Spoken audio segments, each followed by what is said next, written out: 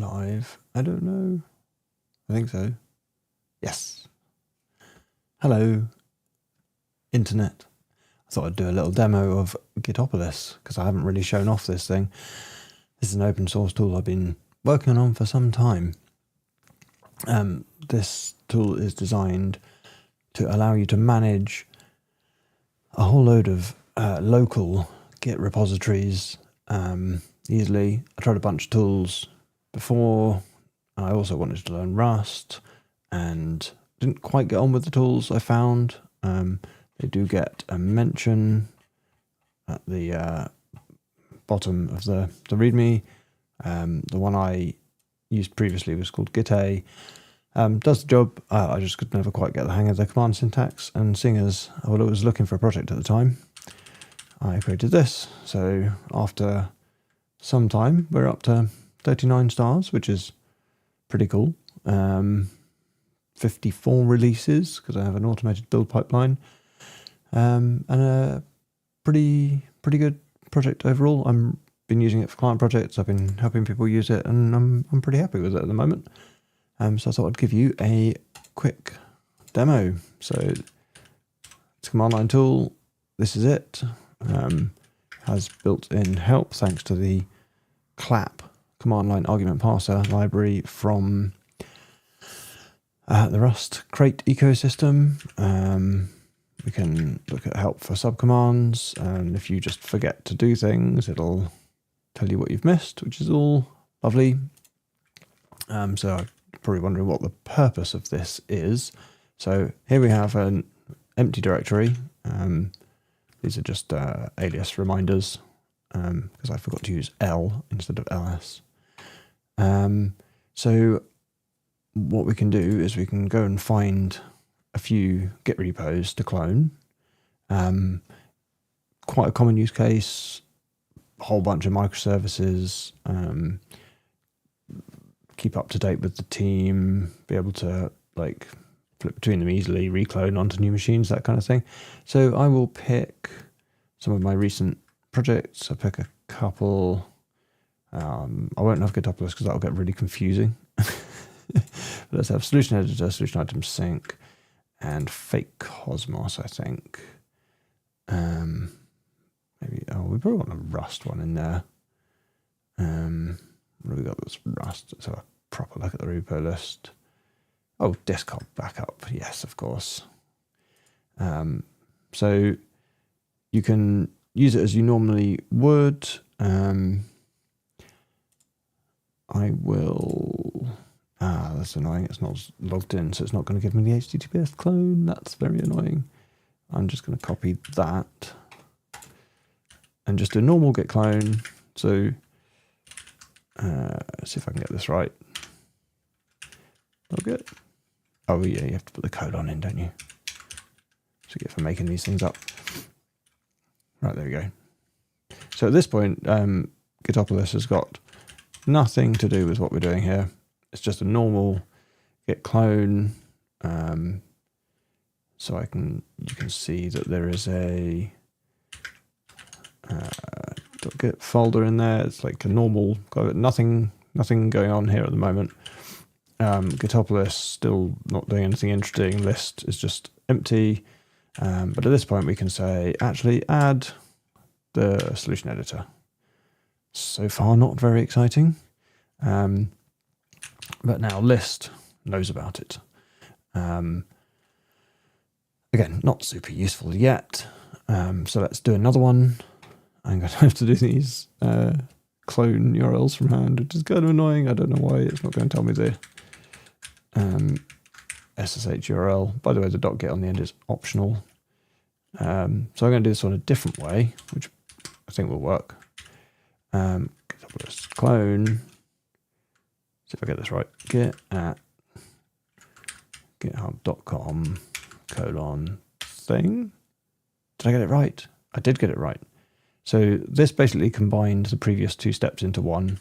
So we've still got the two repos, normal Git repos, but it's also added them to Gitopolis' understanding. And as you can see, there's this file which has appeared magically. And that is where it keeps its understanding of what's available. So this basically just represents what we already know. Excuse me. The URL that we got it from, that is the origin and a name. This is in TOML format, which is designed to be easy to and fro between in-memory representations. It's a little bit odd. I tend to find people I'm showing this get a bit tripped up by it. This bit here is all one section, and then this bit here is all another section. Even though it's got a gap between, and it's this kind of weird double bracket thing that means an array of thingamajigs, or a list of thingamajigs. In this case, repos. But let's get used to it. It's kind of okay. It could be a little bit tidier. Whether it was the right format, well, endless bike shedding on things, but it's been okay using it in anger. Let's clone a couple more, and I can show you some more other things that it does. So let's go grab this one. And I'll do a normal git clone on this one. Git at on. I'll leave the git on the end because whatever. And one more, just so we've got something to work with.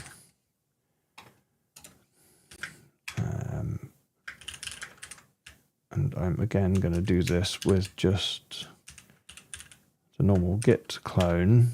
So this is a little bit like coming into a folder that you've already got all your repos cloned, so you don't have to come in from scratch with gitopolis. It's quite happy to carry on where you left off. So it only knows about 2 of them, and thanks to the magic of shell globbing, which will expand that into everything. So gitopolis isn't interpreting the star, the bash shell is interpreting that. Because if I go echo star, you can see it's expanded star out into all 4. So then that's passed into gitopolis. It then adds the 2 it doesn't know about, and it just happily skips anything that's already there just to make it really easy. You just be like, everything in this folder, add, great. Instantly you can put stuff in subfolders. It's quite happy with that. I'm not going to do that now. So far, not very valuable. But now we've got a bunch. We can show something a bit more useful. So if you wanted to, common thing, just get up to date with all the repos. Now we can use exec, which will. That really should require an argument, shouldn't it? Always the way. Find an interesting edge case in a demo. That will allow you to run anything on all the repos. So in the same way that we've got list and it understands it, then we can run exec and then run git pull in everything. The dash is it's a convention I've seen in other command line tools that allows you to separate arguments for gitopolis from arguments for git or whatever it is you're passing in. I won't go further into that. That's what it's for. And there you go. This is it doing its magic. So obviously, if someone else had pushed, or you want to make sure, like if you're going to hunt through the code base on your machine, you don't really want to be out of date, especially if you're going to tell people, oh, it's definitely like this, then that wouldn't be fantastic. If you wanted to see what's recent, you could do like a one-line, show me what the recent logs are. That's obviously a bit noisy, so you might use the simpler format. I've got one pre-canned. This is an alias I have just to get it into. I only want like the recent 1 or 2 or whatever. I mean, it gets really powerful for seeing what's new. You can even say like since yesterday or since last month or whatever. And then if I go back to the one, obviously that's quite a lot to read. It's not very easy to process. So I've got a one-line command, which just allows you to get each repo and then the output from whatever the command was flattened into one line. And if you gave it multi-line, it'll still flatten it in. It just becomes a bit unwieldy because they just come one after the other. So this then allows you to do further processing nicely with normal Unix things. So you could do, I don't know, what should we do? Grep for, what's interesting on here? What makes them different? Adjust to something common. So we could search for ASDF, or we could search for I don't know, whatever it is you're looking for, a name, version info, or you could stick it through awk and get like just the dates. And I added some capabilities to make this kind of a bit more useful as a tool, which is the ability to quote the stuff you're passing to exec, because it turns out what you might want to do is go trying to think of an example off the top of my head. And it doesn't even have to be git commands, so you can even go cat readme, and if they've all got them, boom, there it is. That's obviously messy. So you might want to say, how many lines are there in every readme? This doesn't work because what it's doing is it's executing. So gitopolis is executing cat readme for every repo. It's outputting its output, and then the entire result is piped into word count lines. So you get 4 lines, one for each repo. But we want to know how long is the readme in each. So if we quote that, now we get, this is the, maybe if I just take the one line off a second, it'll make a bit more sense. For disk backup, if you run cat readme into word count, it's a long one. Fake Cosmos, even longer, possibly because I had the AI help with that one. Solution item sync, a bit shorter. So it's kind of interesting. And then obviously with the one line, now you can even like sort it, sum it, whatever. Very cool for doing analysis of what's in a lot of repos. Quite handy if you're picking up a legacy project that's like, say, microservices, or you're a tech lead or principal engineer, and you want to like get a feel for what lots of developers are up to across lots of repos. Or even if you've just got loads of projects going on yourself. So yeah, I'm pretty pleased with that. It took a little while to do. There is one little caveat, which is the full... so like I've got LL as a shell alias. I can't run that because I'm not running a full subshell. I'm literally doing, gitopolis is literally figuring out that this is quoted and doing the sensible thing. It's remarkably difficult to get right, but I think it works well for most use cases. Please do open an issue if you find any interesting cases. Won't make any promises about what we'll do about it. We being me. So that's already kind of useful. Like that's good enough to be useful for me. If you've got a ton of microservices, then the tagging becomes useful. So we have no tags listed here, but we could say tag C#. So you could tag this with team names or technologies, or anything you feel like.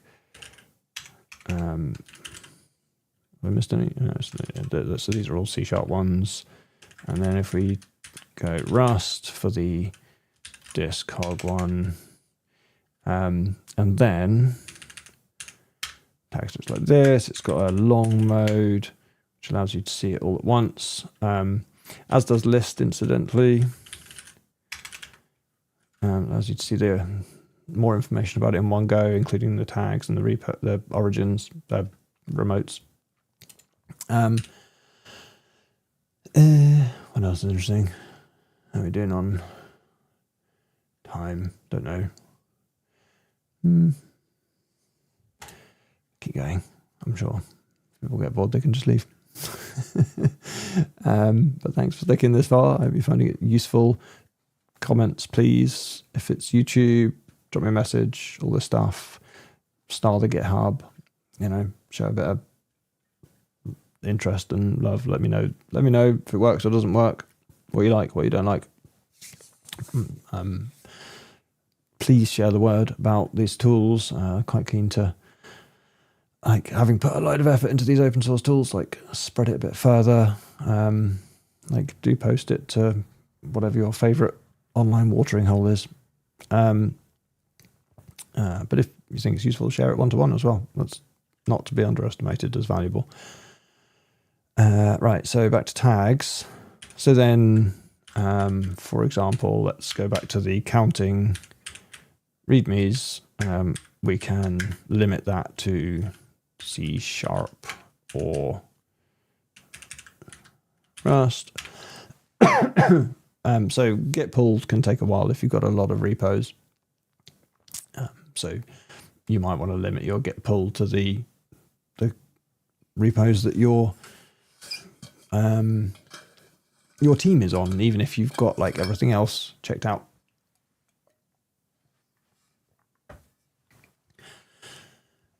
Where next? Right, I think probably the next thing to jump to, which is I think one of the killer features of this as a thing, is now we're in this state where we have this gitopolis file. So you're all happy, you're up and running. Now you have a new team member join, or your machine blows up and you need to set up again. If you've got a lot of repos, that can be a real faff. So what we can do is, it's very annoying that these resize themselves whenever I do that. Oh, it's forgotten the zoom, that's why. Excuse me. There's no way of turning off this terminal changing its size when I zoom, which is very irritating. I would really like to disable that as a thing. So let's make another folder called new starter and go be in that one. So now we've got where we were and some other machine. Nothing in here. Oh god, we've got to get everything up and running again. What a faff. Now we can drop the file. What's it called? Demo dot. We can literally give the gitopolis file to someone, so you could put it on a share somewhere or stick it in Git somewhere, confusingly, and get it onto the new machine. And then I'm really pleased with this. I don't know if anyone else thinks this is as good as I do. I have helped a few people get up and running with this, and they seemed really positive about this as a useful thing. And it looks like this. So we have a config in the current folder. Download and install gitopolis, which has NAFL dependencies. It's literally just a binary because it's statically linked binary. You put it in somewhere in your path and you're good to go. If you want that available in your favorite software manager thing, please open an issue. Let us know. Maybe even help getting it packaged would be really cool. Gitopolis clone, clone, clone, clone, clone. Amazing. And then that's it. Your new starter has all the right repos for their bit of the project. It respects the tags as well. So let's say I'm going to just make a new starter 2 folder, and let's grab the config again. So now we're a second new starter, and they want to clone, but they only care about the Rust. Oops, minus. So you can use short or long options. So I'm going to Just use the -t for tag. And there we go, they only get the one they care about because they're a Rust developer. But if they change their mind, then maybe they want the C#.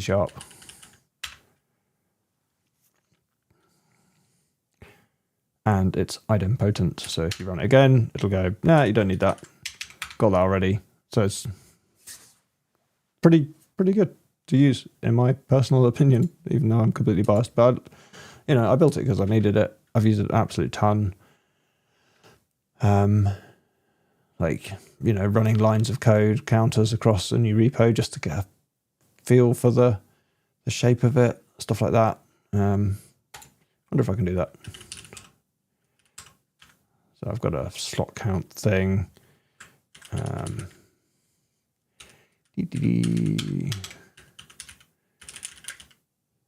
See if that works.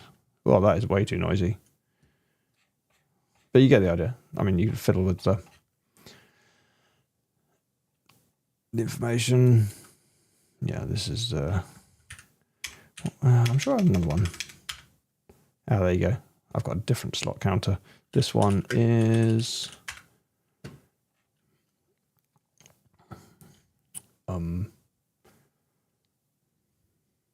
yeah, whatever this is. It's a better one. Like, it knows what toml is and what have you.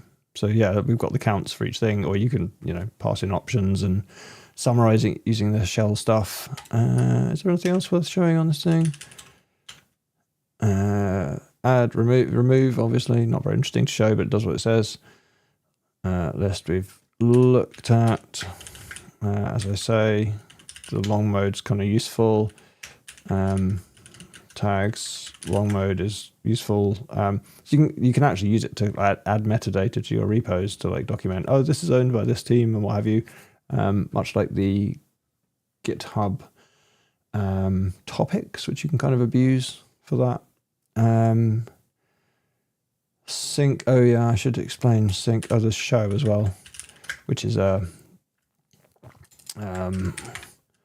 way of showing all the details in a sort of human readable form.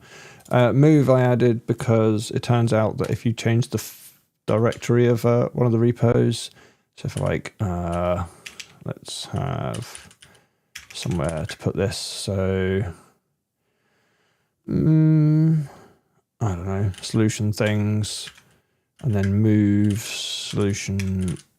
So if I were to, right, I won't do it the wrong way. If I was to just use the file system to move solution editor and solution items think into the subfolder, then I would then have to manually update this config file for gitopolis to be able to find it again, or remove it and add it, and then it loses its tag, so it's a faff. So I added a gitopolis move, which will then take that and put it in there, or not. Oh, right, yeah. Move repo. I've left some room to move other things. And then the same for solution item sync to solution. Oh dear. Oh dear, I obviously needed a slash. Oh dear. Demos. Yes, I didn't put the slash on. That was silly, wasn't it? Let's quickly undo that.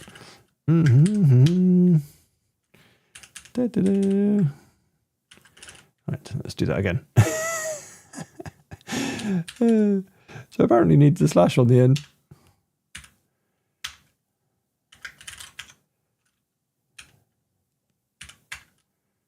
Okay, this is not behaving.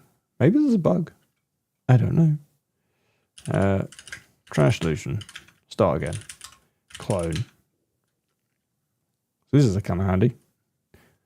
Quick way of just being like, because I know that I think Git always has a way of getting yourself out of a mess, but this does make it kind of easy to go, bin the repo, do it again. Oh look, and it's remembered the path name. That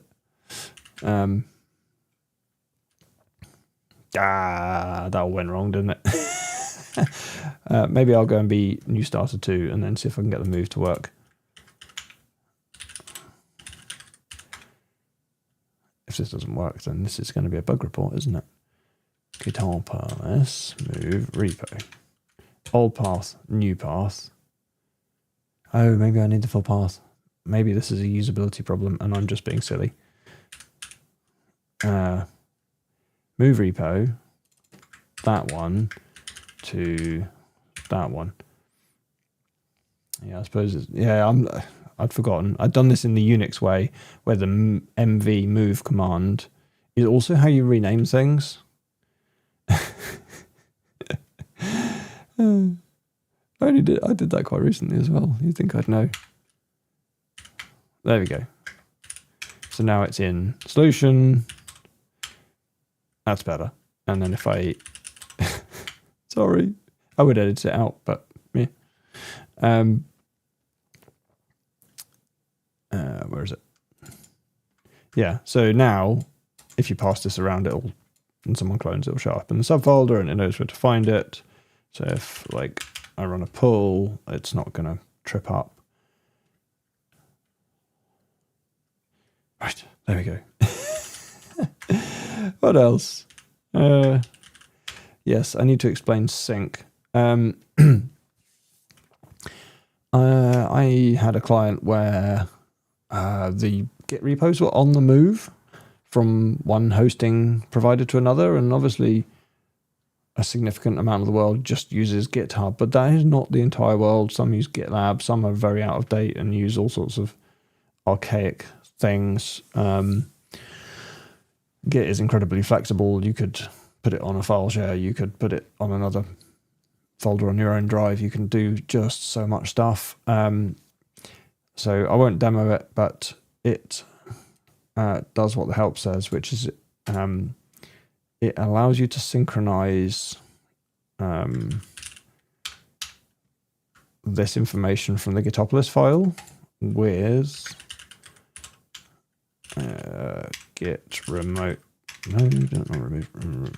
With this information from the .git metadata about where, and it can do it in either direction. So depending on whether you've updated your remotes in the repo and you want to get your gitopolis config up to date, or you have maybe received a new copy or whatever, and you want to update the remotes in the Git repositories. Like let's say your organization does a move of all of the Git repos from GitHub to GitLab. Oh, hello.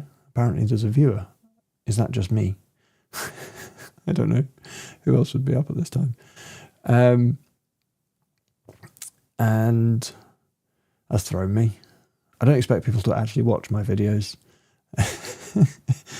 Yeah, let's say your organization is moving all the microservices from GitHub to GitLab. So you're the developer doing the move. So you would maybe faff around with your remotes locally and pull from GitHub and push to that one. And then, right, okay, yours is all in a good state.